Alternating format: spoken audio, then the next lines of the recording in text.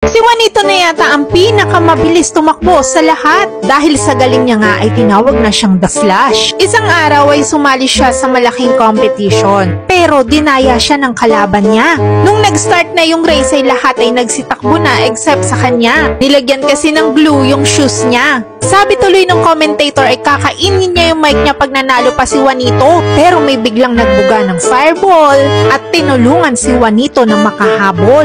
Nakawala sa pagkakaglue ng sapato si Juanito at takbo ito ng takbo. At sa sobrang bilis niya ay nanalo na naman siya. Kaya naman napakain ng mic yung commentator.